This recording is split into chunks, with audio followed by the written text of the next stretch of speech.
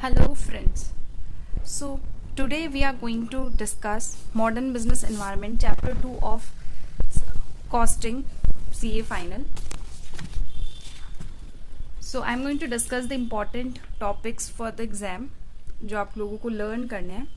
सो पहले चैप्टर का ओवरव्यू ले लेते हैं. तो हमने पहले क्वालिटी मैनेजमेंट पढ़ना है जिसमें कॉस्ट ऑफ क्वालिटी है, जिसमें cost of bad quality, good quality, conformance और नॉन कन्फर्मेंस जिसको बोलते हैं वो पढ़ने वाले हैं.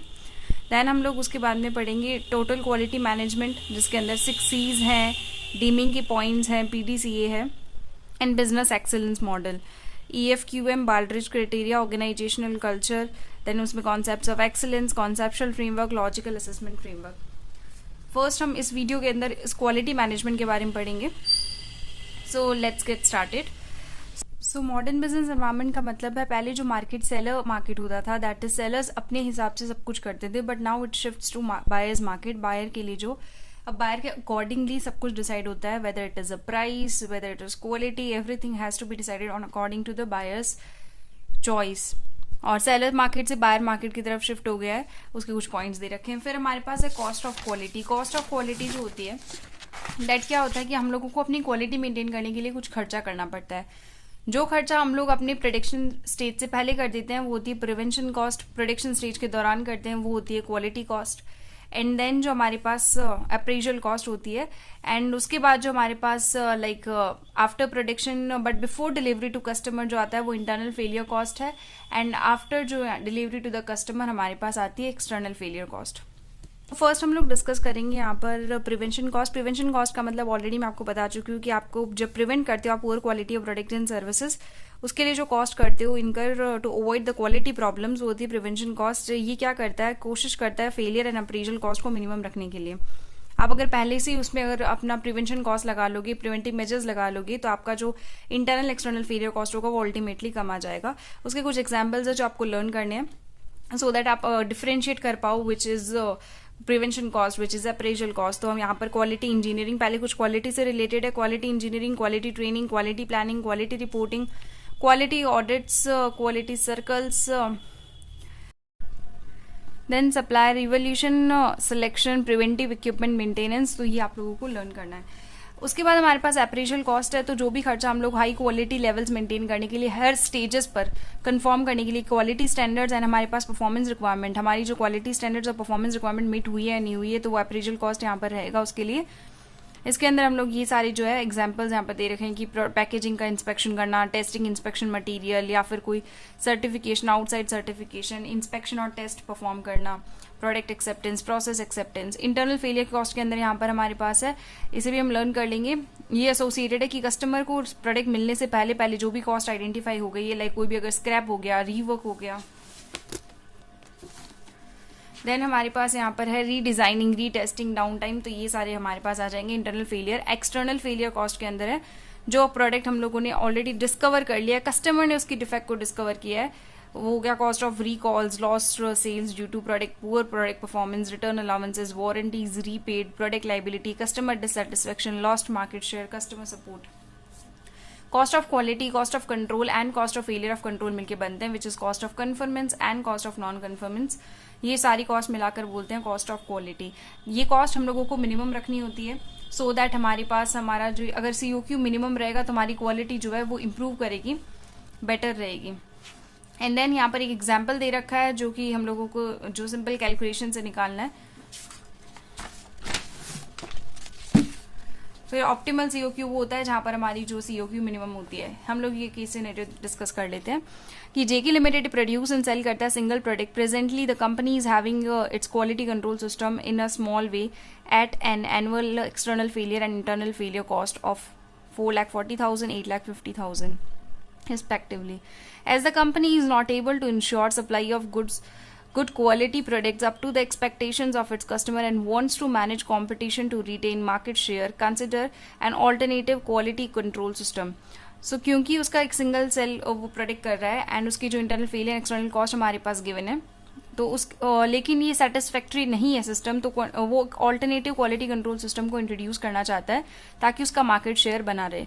It is expected that the implementation of system annually will lead to an lead to a prevention cost of 5,60,000 and an appraisal cost of 70,000। इससे इसका ये वाला खर्चा जो है वो बढ़ने वाला है and external internal failure cost reduce हो जाएगी by 1,00,000 rupees and 4,10,000 rupees respectively in the new system. All other activities and costs remain unchanged. So examine करना न्यू क्वालिटी कंट्रोल प्रपोजल हमें दोनों ही परस्पेक्टिव से, फाइनेंशियल नॉन फाइनेंशियल परस्पेक्टिव से, then advice करना है कंपनी को if company wants to achieve zero defect through a quality continuous quality improvement programme, क्या वो अचीव कर सकती है जीरो डिफेक्ट, एंड सजेस्ट करना है quality control level at minimum cost. So पहले बताते हैं कि इम्प्रूव जो इसका इम्प्लीमेंटेशन है न्यू सिस्टम का, जिससे उसका जो ये बता रखा है कि रिड्यूस हो जाएगी नॉन कन्फर्मेंस कॉस्ट 5,10,000 से, जो कि यहाँ पे बता रखा है कि उसका जो खर्चा कम हुआ है ये रहा 1,00,000 एंड 4,10,000 का, सो विच इज़ 40% है। एंड ऑल्सो इसका इंक्रीज होने वाली है कॉस्ट 440 एंड ये 5,60,000 एंड 70,000 की, तो वो भी बता रखा है 6,30,000 से। सो इनवर्स रिलेशनशिप है कि कन्फर्मेंस कॉस्ट अगर ज़्यादा होगी तो नॉन कन्फर्मेंस अल्टीमेटली कम हो जाएगी। So there is inverse relationship between them and JK Limited try to avoid cost of non conformance because both the cost जो है ये इंटरनल एक्सटर्नल फेलियर कॉस्ट क्या करने वाली है, कस्टमर की सेटिस्फेक्शन को, ऑर्गेनाइजेशन की प्रॉफिटेबिलिटी को इफेक्ट करने वाली है। सो उसको कोशिश करनी चाहिए कि उसके इंटरनल एक्सटर्नल फेलियर कॉस्ट जो है वो कम से कम हो, and the company should focus on preventing the error such that it ensures that the product is of good quality when it reaches to the customer at very first instance। वो कोशिश करे कि अपना जो प्रोडक्ट है वो customer तक कम से कम अच्छा पहुंचे, सो दैट उसकी जो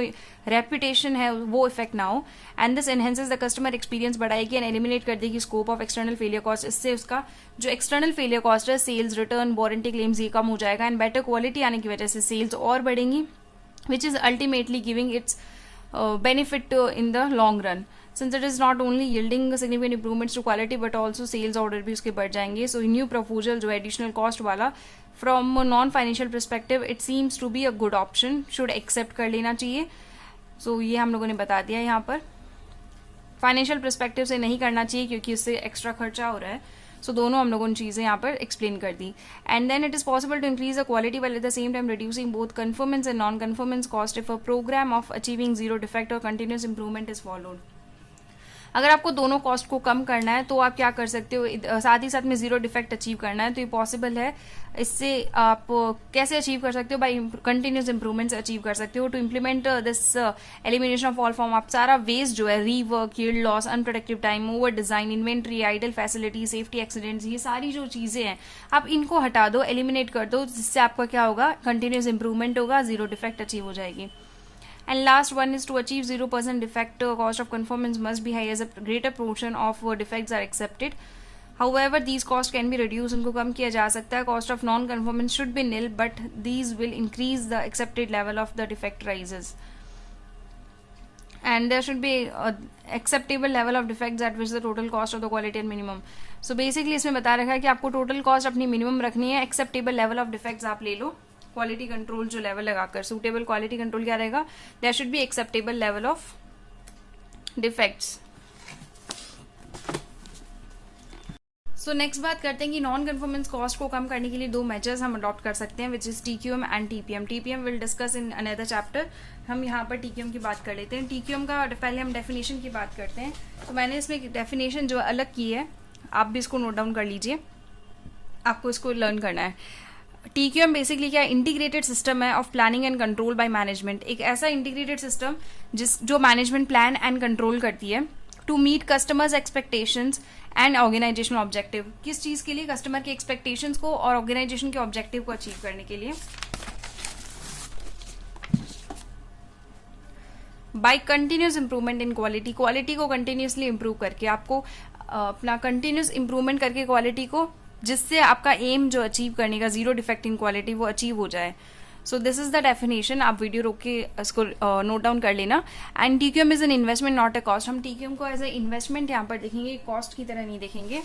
एंड इसको जो है प्रूव करने के लिए we have some points over here. एक क्वेश्चन है हमारे पास CIMZ का, जस्ट अ सेकेंड। CIMZ जो है is a new banking company which is about to open its first branch in India, and CIM Sims जो है believe that in order to win the customers from the market it needs to offer potential customers a new banking experience. अपने potential customers को अच्छा जो experience देने के लिए उनको कुछ अच्छी सर्विसेज देनी पड़ेंगी। And other banking companies focusing on interest rates, bank charges, where seems जो है फोकस करता है quality and timely availability of service is an important factor to attract the customers. अब हमें यहाँ पे एक्सप्लेन करना है कि कैसे TQM को वो लगाकर कॉम्पिटिटिव एडवांटेज गेन कर सकता है। सो कॉम्पिटिटिव एडवांटेज गेन करने के लिए यहाँ पर बता रखा है। सो आंसर में हम लोग पहले तो वही बता रखा है कि TQM एक मैनेजमेंट फिलोसॉफी है जिसका फोकस जो है कस्टमर्स के एक्सपेक्टेशंस के, ऑर्गेनाइजेशन का ऑब्जेक्टिव को अचीव करना, जो हम लोगों ने पहले डिस्कस की थी, कंटिन्यूस इंप्रूवमेंट करके क्वालिटी के ऊपर फोकस करना। तो और दोनों ही तरह के कस्टमर्स पे फोकस करना, चाहे वो इंटरनल हो चाहे वो एक्सटर्नल हो। So both internal and external customers पे फोकस करना। And continuous improvement is the quality that it delivers with the ultimate aim of achieving zero defect in the this quality. तो अल्टीमेट जो इसका जो एम है वो zero defect को achieve करना है कंटिन्यूस इंप्रूवमेंट से। सो अब हम यहाँ पर बताएंगे कि TQM को वो कैसे जो है एक इन्वेस्टमेंट मानेंगे रेदर देन कॉस्ट। तो देयर आर 3 पॉइंट्स। EMI जिसको हम याद करेंगे, E पर है फर्स्ट, जो ये क्या करता है, इंश्योर करता है कस्टमर की सेटिस्फेक्शन को, कि कस्टमर का satisfaction is the utmost important for an organisation. Customer के सेटिस्फेक्शन यानी एम्पावर करता है employees professionally and personally, empowerment करता है एम्प्लॉइज को, so that they can make their decisions by themselves, कि वो एक स्टेटस पे हो, so that they can feel empowered. This is for the betterment of the organisation. So first हो गया इंश्योरिंग कस्टमर सेटिस्फेक्शन, देन हो गया empowering employees professionally and personally. M stands for monitoring the performance and proper rewarding based on the achievement. So basically ये क्या करता है कि monitor करता है परफॉर्मेंस को एंड प्रॉपर रिवॉर्डिंग सिस्टम भी यहाँ पर अलॉट करता है। एंड देन I हमारे पास है E स्क्वायर MI क्यूब है। I क्यूब के अंदर हमारे पास 3 I's हैं। फर्स्टली एक तो क्या करता है product fine tuning the product mix, मतलब प्रोडक्ट मिक्स जो है वो अच्छा होना चाहिए। सो दो चीज़ यहाँ पर आ गई, एक तो product mix and product process, that is for improving the quality. So यहाँ पर आ गया for improving quality, there is need to change product mix and process for improving quality. Introducing employee development programme, एक employee development programme introduce करना and then improve करना top management commitment to quality. So 3 things हम लोगों को यहाँ पर याद करनी है। E square MI cube. E square के अंदर firstly empowering the employees professionally and personally and ensuring customer satisfaction. M stands for monitoring the performance and proper rewarding system. I stands for improving product mix and process to improve the quality, introducing employee development program and improving the top management commitment to quality. This has to be learned. अगर ये follow करेंगे, that tells us that is TQM is an investment rather than cost.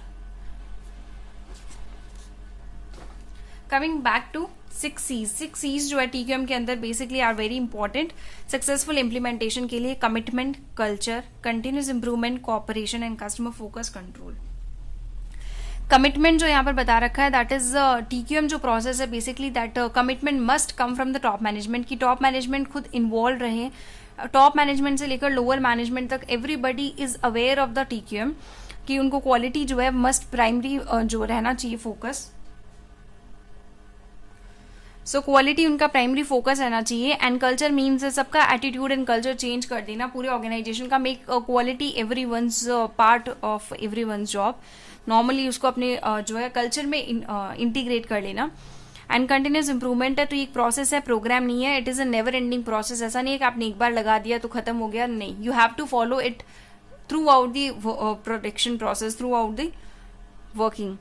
Corporation यहाँ पर बता रखा है, that is total employees involvement का application है। दैट मीन्स आपको अपने एम्प्लॉइज का टोटल इन्वॉल्वमेंट रखना है अपनी ऑर्गेनाइजेशन के अंदर to make it to improve the quality of its work. And customer focus is always customer तो है, that is why the organisation exist for their customers. तो कस्टमर की सर्विस चाहे वो इंटरनल हो चाहे वो एक्सटर्नल हो, दोनों तरह की कस्टमर्स के डिमांड्स को फुलफिल करना is the agenda, should be the agenda of the organisation. And control यहाँ पर है, that is it is not only that implementation is not enough, you have to control it, you have to follow up it कि आपका कैसा working जा रहा है। तो control mechanism is obviously has to be taken consideration. So 6 C's हमारे पास होगा, commitment, culture, Continuous improvement, cooperation, customer focus and control, these should be taken into mind while implementing TQM so that it can be successfully implemented. Now we are coming next point is deeming. Deeming 14 जो points methodology है. Dimming basically क्या बात करता है कि total quality management जो है आप उसको फॉलो करो, उसके 14 पॉइंट्स बताए हैं उनको आप फॉलो करो, लेकिन इसकी जो बेसिक थिंकिंग है वो पॉइंट आउट क्या करता है कि 15% क्वालिटी प्रॉब्लम जो होती है that is due to worker error की वजह से होती है 15%, लेकिन जो 85% रिमेनिंग है that is due to the poor process and system की वजह से होती है, कि मैनेजमेंट खराब होने की वजह से जो 85% जो प्रॉब्लम होती है क्वालिटी की वो उनकी वजह से होती है. सो ये 14 पॉइंट्स इसने बता रखे हैं जिन्हें आपको लर्न करना है. Create consistency of purpose towards the improvement, replace short term planning with the long term. तो आपको कंस्टेंटली जो है यहाँ पर आपको इम्प्रूवमेंट के ऊपर फोकस करना है, आपको शॉर्ट टर्म नहीं लॉन्ग टर्म प्लानिंग, मतलब आपको बड़ा खेल खेलना है, लॉन्ग टर्म प्लानिंग आपको करके चलनी है, बिकॉज अल्टीमेटली वही जो है आपकी ऑर्गेनाइजेशन को success दिलाएगी. Adopt the new philosophy, that is the implication यहाँ पर should actually adopt this philosophy rather than merely expected the workforce to do. Means management ऐसा नहीं है कि अपने वर्कर्स को बोल दे कि आपको TQM इम्प्लीमेंट करना है, यस आप लोग कर लो, ऐसा नहीं है. You have to implement by it yourself. आप खुद से शुरू करोगे एंड देन आप पूरा जो है इस प्रोसेस को लगाओगे. सो आपको ये नई फिलोसॉफी अडॉप्ट करनी पड़ेगी. सीज डिपेंडेंस और इंस्पेक्शन है, दैट इज आपका फोकस इंस्पेक्शन पे नहीं होना चाहिए. मतलब पहले से ही आपको अपने जो प्रॉब्लम्स हैं, जो क्वालिटी प्रॉब्लम्स, जो इश्यूज हैं, आप उनको फिगर आउट करो एंड आप इस पे नहीं हो सकते कि आपने प्रोडक्शन कर लिया लेटर और आप इंस्पेक्शन कर लोगे. So variations is reduce, there is no need to inspect manufactured items for defects because they won't be any. तो पहले से ही आप अपनी वेरिएशंस को कम कर लो ताकि बाद में आपको कुछ करने की जरूरत ही नहीं पड़े. Move towards a single supplier for any one item, कि आप एक ही सप्लायर के पास चले जाओ. इससे क्या होगा, आपकी जो वेरिएशंस आएंगी लाइक क्वालिटी की वगैरह की, तो वो नहीं आएंगी अगर आपका एक ही सिंगल सप्लायर रहेगा. मल्टीपल सप्लायर मींस वेरिएशंस रहेगा between the feed stock. Improve constantly and for ever. Improve constantly and for ever that means आपको कंटिन्यूसली काम करके चलना है. ऐसा नहीं आपने वन टाइम कर दिया, इससे आपकी वेरिएशंस कॉन्स्टेंटली इंप्रूव होती रहेंगी, रिड्यूस होती रहेंगी. Institute training on the job, that is आपको if people are not adequately train तो obviously there will be variations in their work. तो आप प्रॉपर एक ट्रेनिंग प्रोग्राम दे दो ताकि प्रॉपरली सब लोग कंसिस्टेंटली एक जैसा काम करें. नेक्स्ट पॉइंट हमारे पास यहाँ पर है institute leadership. Leadership and supervision में डिफरेंस होता है. लीडरशिप क्वालिटीज वहाँ पर होनी चाहिए. जब ऑर्गेनाइजेशन में वर्क करते हैं there should be leadership there in. So leadership यहाँ पर होना चाहिए. एंड ये जो है सुपरविजन वो सिर्फ क्या होता है, टारगेट बेस्ड होता है. Drive out fear. Drive out fear का मीन्स यहाँ पर हो गया कि आप मैनेजमेंट जो है वो शुड ट्राई करे कि वर्कर्स जो है ऑर्गेनाइजेशन के बेस्ट इंटरेस्ट में वर्क करे विदाउट एनी फियर. उनको अगर वो फियरफुल होंगे तो that lead to the counterproductive, उनका जो है काउंटर प्रोडक्टिव हो जाएगा. So result and then break down barriers between the departments. तो डिपार्टमेंट जो है वेदर इंटरनल कस्टमर, जो डिपार्टमेंट्स एक्ट करते हैं एज अ इंटरनल कस्टमर, तो उनके बीच में बैरियर्स नहीं होने चाहिए. वो वर्क करें फ्रीली, कंसिस्टेंटली वर्क करें सो दैट उनका जो आउटपुट है वो बेटर होगा ऑर्गेनाइजेशन का. एलिमिनेट स्लोगन्स हैं, दैट इज जो सेंट्रल आइडिया होता है जो TQM यहाँ पर बता रखा है कि it's not the people who make the mistakes but process जो है वो यहाँ पर मिस्टेक्स करते हैं. तो अगर वो प्रोसेस को ठीक नहीं करेंगे मैनेजमेंट तो इससे क्या होगा, हैरेसमेंट होगा वर्कफोर्स का without improving process, that is also counter productive. Eliminate management by objective. तो आप डीमिंग क्या बोलता है कि अपने प्रोडक्शन टारगेट को अचीव करने के लिए क्वालिटी कॉम्प्रोमाइज हो सकती है. सो इसलिए आप ऐसे फिक्स्ड कास्केडेड टारगेट्स फिक्स मत करो.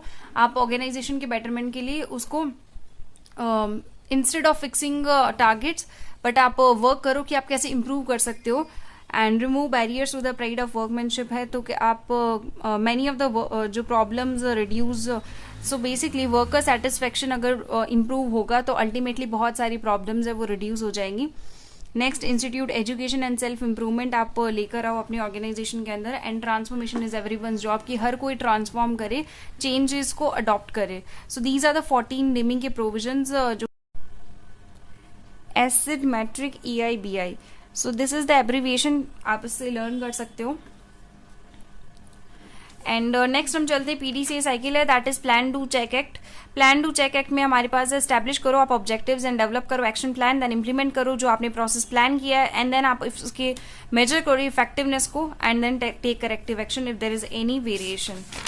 मूविंग अहेड नेक्स्ट हमारे पास है business excellence model. Business excellence model, इसकी डेफिनेशन लर्न करेंगे कि एक फिलोसॉफी है जहां पर आप मैनेजमेंट सिस्टम एंड प्रोसेसेस को क्या करते हो, डेवलप एंड स्ट्रेंथन करते हो, ताकि ऑर्गेनाइजेशन की परफॉर्मेंस इंप्रूव हो और आप स्टेक होल्डर्स को बेटर वैल्यू क्रिएट करके दो। ये कैसे कर सकते हैं? By developing quality management principles develop करके, सो दैट अचीव करना excellence in everything that an organisation does and sustain it. So this is the definition, आप इसको टिक कर लीजिए। And business excellence model basically होता यही है कि आप अपने प्रोसेसेस को, अपने सिस्टम को इस तरह से इम्प्रूव करो, इस तरह से स्ट्रेंथन करो क्वालिटी मैनेजमेंट प्रिंसिपल्स को लगाकर, ताकि आप हर जो भी चीज कर रहे हो उसमें आपको एक्सीलेंस मिल जाए और आप उसको सस्टेन करो। ये वन टाइम प्रोसेस नहीं होगा, आपको इसको सस्टेन करके रखना है। वैसे ही बहुत सारे जो यहाँ पर एक्सीलेंस मॉडल हमारे पास गिवन है, like EFQM excellence model, Baldrige criteria for performance excellence, Singapore BE framework, Japan quality award model and then Australian business excellence framework. So हम इसमें 2 मॉडल्स को स्टडी करने वाले हैं। First is EFQM। EFQM जो बिजनेस मॉडल है वो क्या बात करता है कि ऑर्गेनाइजेशन कैसे अचीव करे सस्टेनेबल एक्सीलेंस। सो इसमें मॉड्यूल 1, मॉड्यूल 2, मॉड्यूल 3 यहाँ पर दे रखे हैं। मॉड्यूल 1 बोलता है डायरेक्शन, मतलब वाई द ऑर्गेनाइजेशन एग्जिस्ट, उसका पर्पज, विजन, स्ट्रेटेजी क्या है, वो बात करता है मॉड्यूल 1। एंड मॉड्यूल 2 बात करता है execution, that is how does it work on purpose and strategy, की अपना कैसे वो काम करे विजन और स्ट्रेटेजी के ऊपर। एंड देन रिजल्ट्स है what has actually achieved and wishes to achieve. तो 3 चीजें यहाँ पर देखनी कि ऑर्गेनाइजेशन का एग्जिस्टेंस क्यों है, देन वो कैसे उन पर्पज एंड स्ट्रेटेजी पे वर्क करता है, एंड क्या रिजल्ट्स उसने अचीव कर लिया और क्या रिजल्ट्स वो अचीव करने वाला है। So direction, execution and results, ये तीनों बता रखे हैं। This is the excellence model. And radar यहाँ पे बता रखा है कि उसने क्या क्या अचीव किया, लाइक उसको क्या अचीव करना है, what results required to be achieved, then approaches उसने क्या क्या प्लान किए हैं और क्या क्या डेवलप किए हैं अभी के लिए एंड फ्यूचर के लिए, विच टू टेक, कौन सी अप्रोच उसको लेनी चाहिए for now and for the future. And then deploy approaches है, that is to execute approach properly, कि कौन सी अप्रोच उसको एग्जीक्यूट करनी है, उसको प्रॉपरली उसको एग्जीक्यूट करना। And then assess and refine है, assess and refine approaches and deployment, that is learn and improve करना based on the findings. Finding जो भी आपकी फाइंडिंग्स उसके हिसाब से आपको क्या करना है, आपको लर्न एंड इंप्रूव करना है। This is RADAR system. तो 2 चीजें हमारे पास है, module 1, module 2, module 3 in EFQM excellence model and RADAR system है, दैट इज आपको रिमेंबर करना है।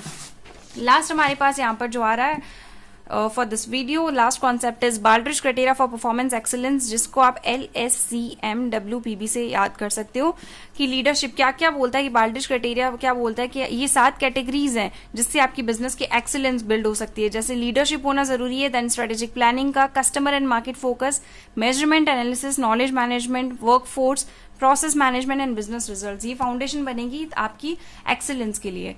सो this is it for today. हम नेक्स्ट वीडियो के अंदर आगे इसके कॉन्सेप्ट डिस्कस करेंगे एंड इस चैप्टर को कंप्लीट करेंगे। आई होप आपको समझ में आया हो। अगर आपको कोई भी डाउट हो तो आप कमेंट सेक्शन में बता सकते हैं। See you in next video. Thank you for watching.